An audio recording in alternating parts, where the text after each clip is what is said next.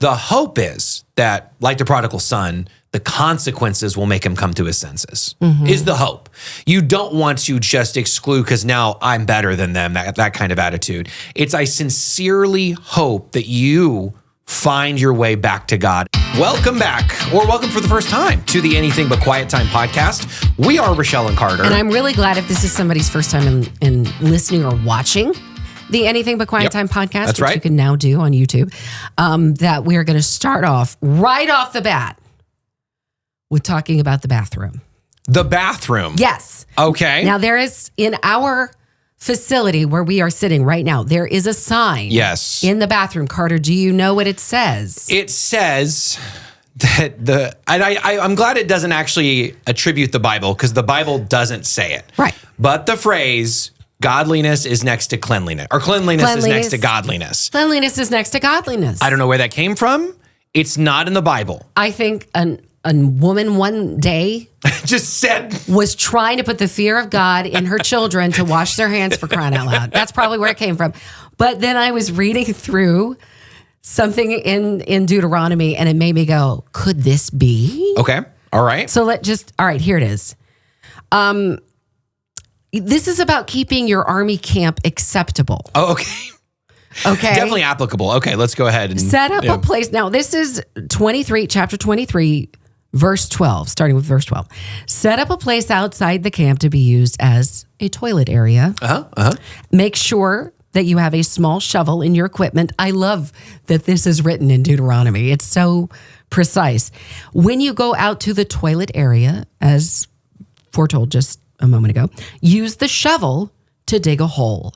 Then, after you relieve yourself, bury the waste in the hole. Okay. Yeah. Okay. You must keep your camp clean of filthy and disgusting things. The Lord is always present in your camp, ready to rescue you and give you victory over your enemies. But if he sees something disgusting in your camp, he may turn around and leave. Okay.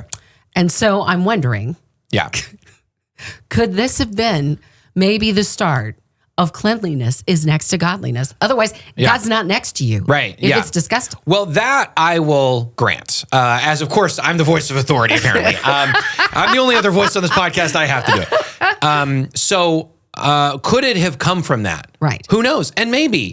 And what an insightful thing. And bring a shovel. Is it relevant to today? No.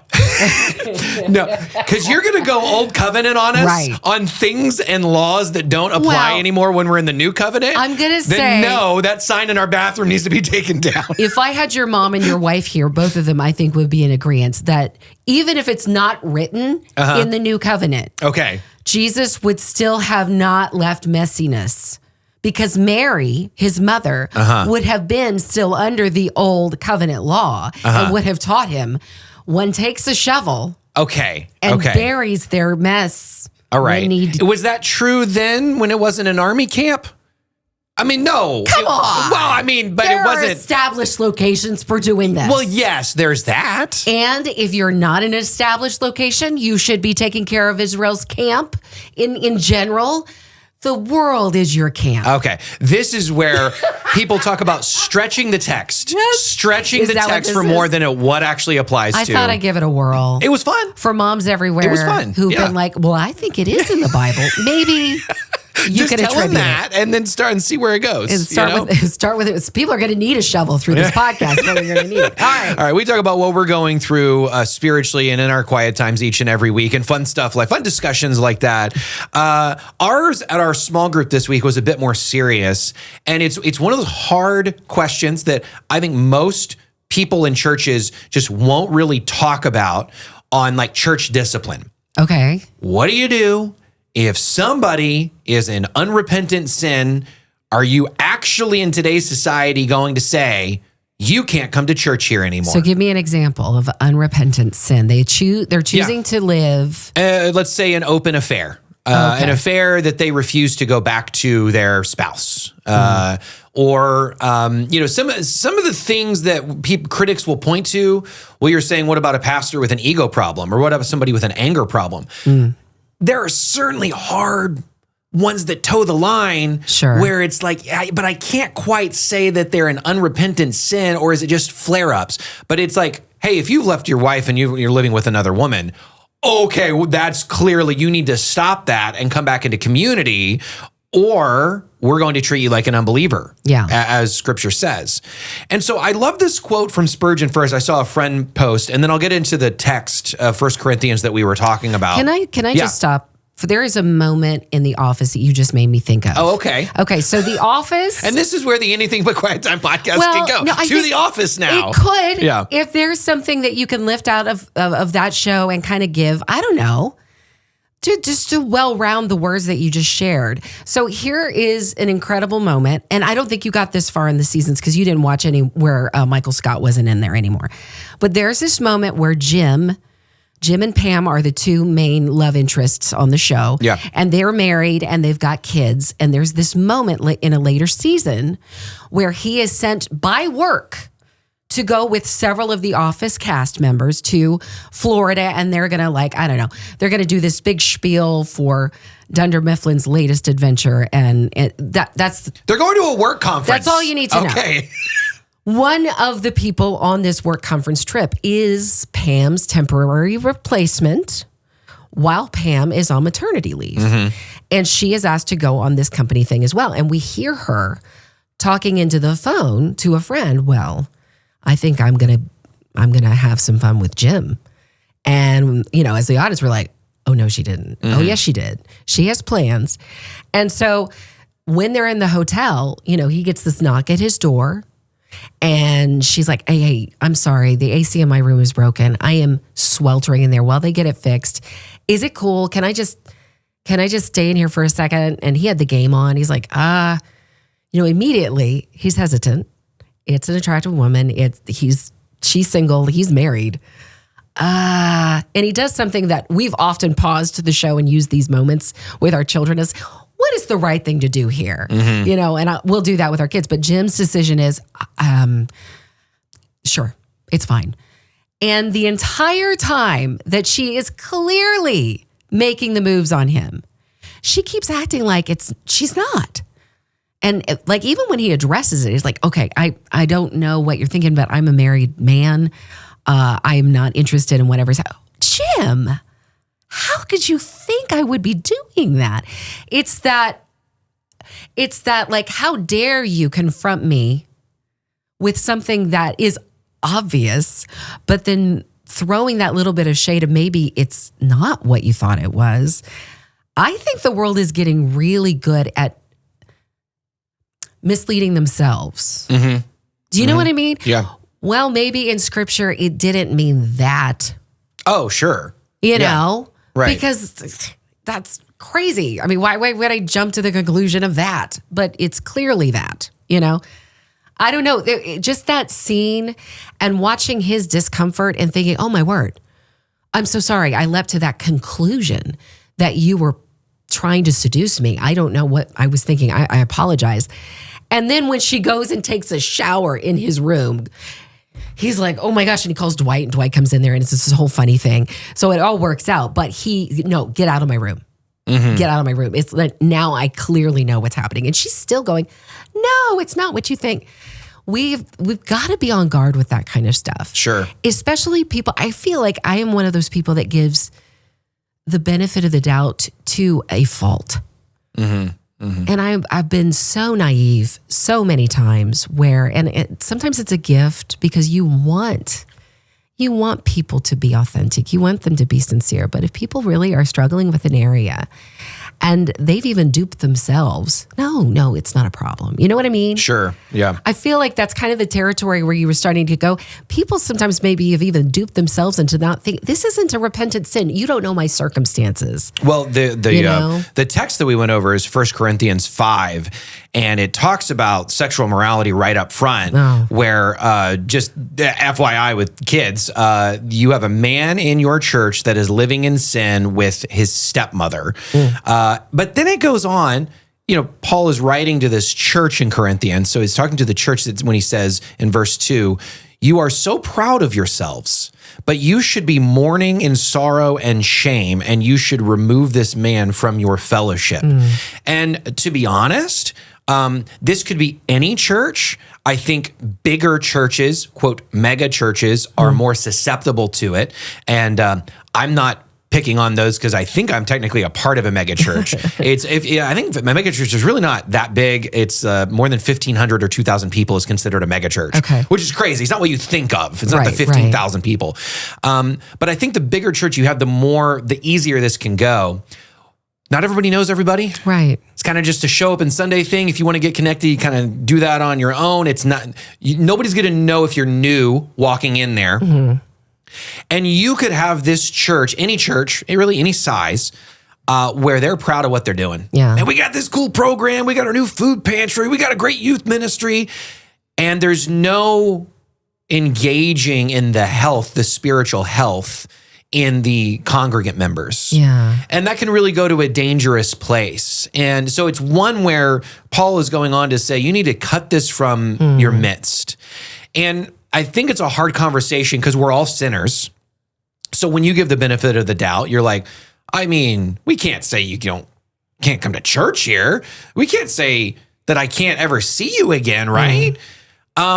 Well, there are boundaries that should take place. And what I really like is I came to understand it later when he says, don't even eat with such people.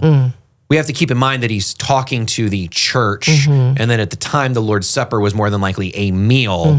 He's saying they're not a part of this church community. Now, he didn't say, hey, you want to try to still pour into them one-on-one and you go to lunch with them? That's not what that's really talking about. And so we have to still continue to, as Galatians 6:1 says, gently and humbly correct somebody that is in sin. And if they're unrepentant and they won't listen, and maybe you've known about the order that Jesus talks about, you go to them. That's if they sinned against you. 2 or 3 witnesses, then go to the church leadership. If they still won't, you treat them like an unbeliever. And I think it's an interesting phrasing here in verses 4 and 5. Again, this is 1 Corinthians 5, where it says, you must call a meeting with the church. Actually, this is just verse 5. Then you must throw this man out and hand him over to Satan so that his sinful nature will be destroyed. But then look at this hope. And he himself will be saved on the day the Lord returns. The hope is that, like the prodigal son, the consequences will make him come to his senses, is the hope. You don't want to just exclude because now I'm better than them, that kind of attitude. I sincerely hope that you find your way back to God. And we've done all we can, and you're not included in this community. We hope that this shunning of sorts will get you to your senses and come back. And I love that this is, and we kind of chat about this, but I think really this quote, it speaks well here, and it speaks well of just unbelievers too, people outside of the church. I love how Spurgeon said this. Charles Spurgeon, great theologian of the couple hundred years ago.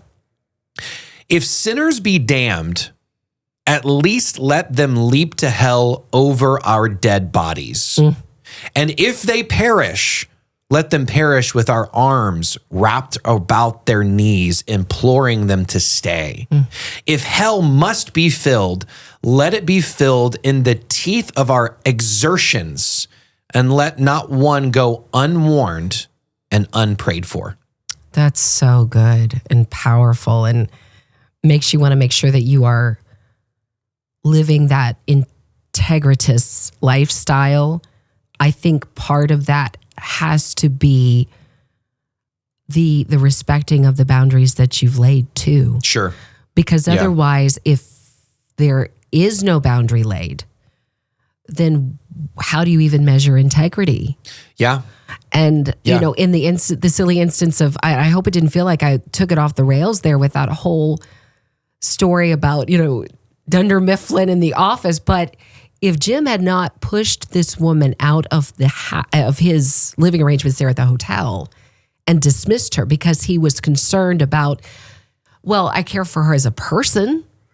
I hope she's not going to be, something bad's going to happen to her. No, he had to think about the sanctity of his marriage. Yeah.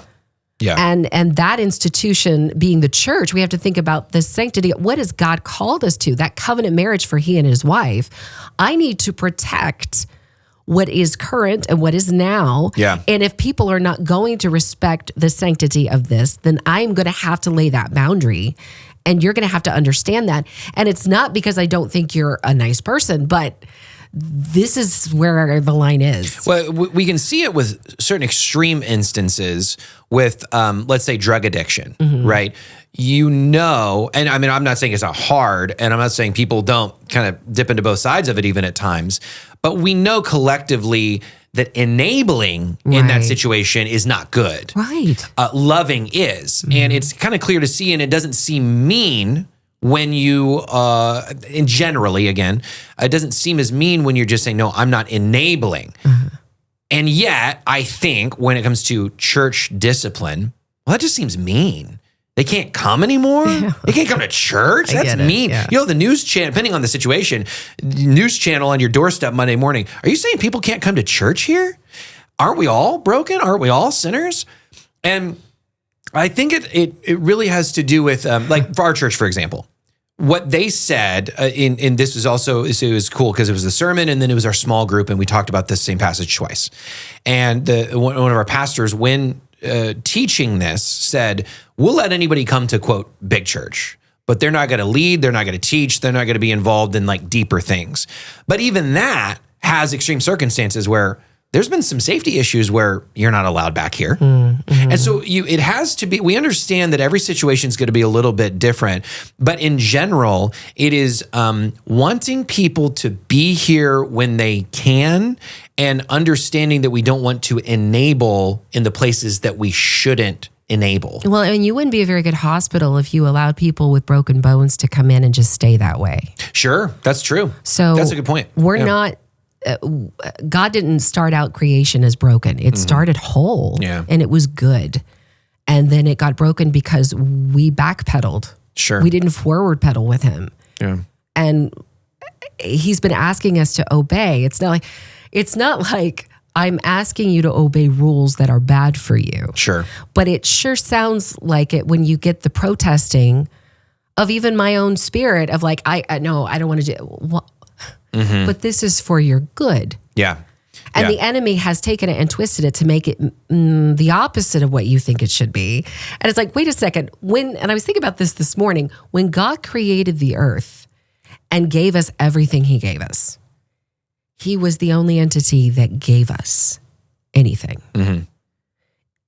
How is it that Eve at first and then Adam would receive alter information, like something other than what the person who gave them everything they know and has given them love and comfort and good fruit and food and the company of fun animals and all of this stuff and each other, for crying out loud.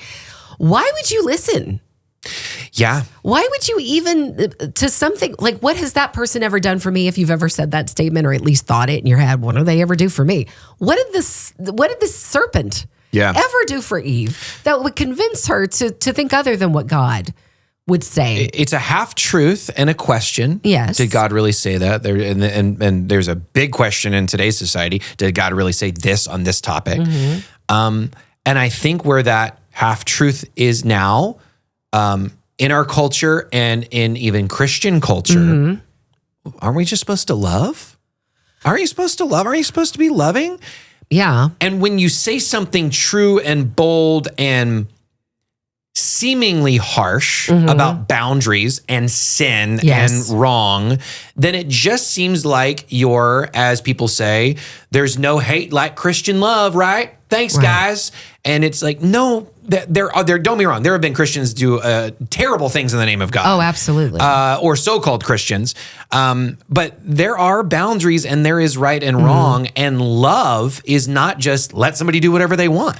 Well, and love is a person. Love is God. Yeah. And that's what it says. So if we are backpedaling away from what God is, then we're backpedaling away from what love is. So maybe our questions should be rephrased with these friends who are, some of them I think truly curious. But if your God is about love, then why wouldn't he? Well, wait a second. Let's state that he is love because he is. and he is asking you to do this, then wouldn't that that would stem from his love. Mm-hmm. It wouldn't stem from a place of, I don't want you to have. Right. This is, I'm only out to get you. I'm only looking to discipline you as a people. Sure. It's about, this is for your good. So that's the rephrasing that we always have to do with the questions that we maybe even have. It's like, just kind of rephrase them a little bit. Well, why would this happen? Well, first of all, why wouldn't it happen to you? Mm-hmm. This world is broken and things happen to people because this is the way it is. Yeah. And unfortunately, that stemmed from the first choice, backpedaling away from God, right? A broken planet because of that one act of disobedience, Sure. you know? I want to always be pedaling towards him. So if God is love, and we know that he is, then the things that he asks, demands, commands are coming out of a place of love. And we see the things that happen in the Old Testament, and we are like shocked by so much of what takes place. But what we fail to look at, we're looking at the tree instead of the entire forest. Mm-hmm. If they had just obeyed, sure. Yeah. we wouldn't have had the issue. If the guy had done what the rules were when Joshua first went into Jericho, bring all that stuff here, we're destroying it all, it's not going to stick around. But no, he goes and hides the stuff. Yeah. After encountering the sins of so many of his family members because they died off in the wilderness, and he still goes in and does the opposite. We are backpedaling constantly. Well, why should I? No, the question is, why wouldn't you? And I like that you talk about obedience, because the question nowadays is, how could a good God send people to hell? And I've heard it asked, because it's both. God is loving, but I've heard it asked in the reverse. That's all just as true. Mm-hmm. How could a just God send anyone to heaven? Right. And the fact is, because we demand justice. Yes, and right? We do, right? We do. If there's an injustice, we want justice. Right. God is just. There's been an order set, his nature, and we don't live up to that. Thank God for grace. Thank God for Jesus dying on a cross, that then we can be seen as righteous. We talked a little bit about that last week. Yeah. And I guess I think this Charles Spurgeon quote is so good, because I think about the Christian community. I think about the Christian music community. I think about a lot where we will go one side or the other, and it's too harsh or it's too lovey, progressive, all that stuff. And this is a good balance. Now, I think a lot of people would still not want to talk about it, to be honest with you, because it mentions hell. I think it's such a good balance of the way he's saying it is acknowledging the reality, acknowledging the realness that people will be apart from God for all eternity. But let it not make me bitter. Let it not make me pious. And let me make sure that I'm loving somebody all the way till the end, whether it's through sending them out and the devices and their consequences, whether it's be through sharing the gospel, through being loving in everything that I do when I'm around an unbeliever at work or whatever it might be. And let me truly combine those where I know the reality. I know what's at stake. I don't just sit here and go, Jesus is just love, man. Everybody's getting in. No. That's not true. But I don't want to be what you see often. Not that they're not speaking truth, but street preachers that can be, you're damned. Like it's just like, and they're just shouting, and let me, just like Charles Spurgeon said, have my arms wrapped around you, trying to keep you from it. Yeah, that's the love definition is not how we define it, but how the character of God is, because if he is love and he is love, then we don't get the right to speak into what that should look like. Yeah. We don't. So it's like, well, what is God? This is who he is. This is what he says. And if he is love, then these things are loving and kind and good. And it may not, quote, feel that way, but we've been taught and sold a bill of goods for a while now that is adverse to what God has said. And we've been listening to the serpent for a while. Sure. And I don't want to keep backpedaling in the name of sympathy, because yes, Jesus saw from the cross people grieving what he was doing. And they were just distraught. And if I'm distraught with what I see before me and it keeps me from doing what is true, then I'm losing what redemption is meant to be. Like Jesus didn't get off the cross to come alongside the grieving person, but he did comfort them with his words, didn't he? So Sure. like I can get a pattern there from him and say, okay, Lord, you want me to be sympathetic with people, but not at the cost of the cross. Yeah. That's true. So that's really important. And I really loved what you shared today. So thank you. I saw that quote and I was like, man, and it went along with what we just happened to talk about in church. And it was like, that is so fantastic. Charles Spurgeon, again, his name. Thank you. This has been fun. Can I call him Chuck Spurgeon? You'll have to ask him probably when you meet him in heaven. Like I said, I'll bring a shovel.